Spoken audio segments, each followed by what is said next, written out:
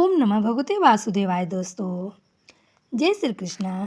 आज हम आप लोगों के लिए एकादशी की पौराणिक कथा लेके आए हैं। दोस्तों, कल 27 फरवरी 2026 को एकादशी है, जिस एकादशी का नाम है आमलकी रंग भरा एकादशी।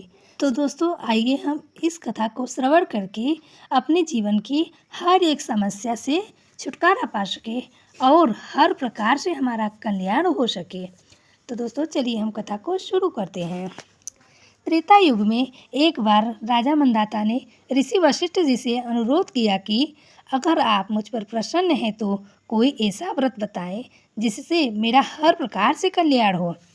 ऋषि वशिष्ठ जी ने कहा, वैसे तो सभी व्रत उत्तम है, लेकिन सबसे उत्तम है आमलकी एकादशी व्रत। इस व्रत को करने से सभी पापों का फल मिलता है। हे राजन, वैदिक नाम के एक नगर में एक ब्राह्मण, वैश्य, क्षत्रिय और शूद्र चारों का परिवार अच्छे से रहता था। उस नगर में चैत्ररथ नाम का चंद्रवंश राजा था। वे सभी एकादशी व्रत करते थे। एक समय हर साल की तरह इस साल भी आमलकी एकादशी व्रत आई। सभी ने आनंदपूर्वक एकादशी का व्रत किया। राजा के साथ सभी ने मंदिर में आंवले का पूजन किया और मंदिर में रात्रि भर जागरण किया। उस दिन वहाँ एक दुराचारी और पापी बहेलिया आया। वह जीव हत्या करके अपना घर चलाता था।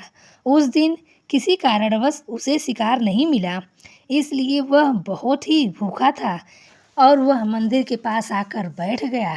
रात भर जागरण चल रहा था और उसके कानों में एकादशी व्रत का महात्म्य सुना गया और रात्रि भर जागरण किया। अनजाने में उससे एकादशी का व्रत हो गया, क्योंकि वह उस दिन कुछ भी खाया पिया नहीं था।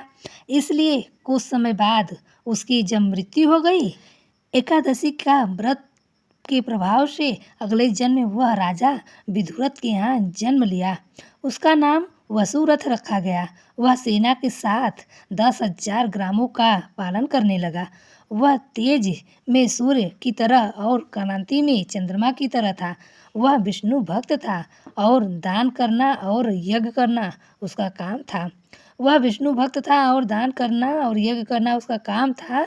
एक दिन राजा वसुरथ शिकार खेलने गया और रास्ता भटक गया। तभी वहाँ अचानक आवाज़ आई कि कुछ मल्लेच्छ उसे मारने आ रहे हैं। उनका कहना था कि राजा ने उन्हें राज्य से बाहर निकलवाया था और अब वो राजा को नहीं छोड़ेंगे। इस पर वो अस्त्र लेकर राजा को मारने दौड़े, लेकिन राजा पर उनके अस्त्र का कोई प्रभाव नहीं हुआ और राजा के शरीर से एक देवी उत्पन्न हुई और उन्होंने सभी मल्लेच्छ को मार दिया। इस प्रकार भविष्यवाणी हुई, तुम्हारी रक्षा स्वयं भगवान विष्णु ने की। इस प्रकार उसके एक दिन के आमलकी एकादशी के व्रत के प्रभाव से उसको मोक्ष मिला। जो आमलकी एकादशी का व्रत करते हैं उनके सभी कार्य पूर्ण होते हैं और ऐसा व्यक्ति अंत में मोक्ष की प्राप्ति करता है। हम भी एकादशी का व्रत श्रवण करके अपने मोक्ष की प्राप्ति कर सकते हैं और अपने किए हुए पापों से मुक्ति भी पा सकते हैं। दोस्तों, हमारी ये एकादशी की कहानी आप लोगों को कैसी लगी, आप लोग कमेंट करके ज़रूर बताना।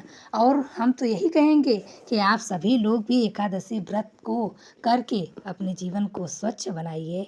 चलिए, फिर ही मिलेंगे ऐसे और कथा के साथ।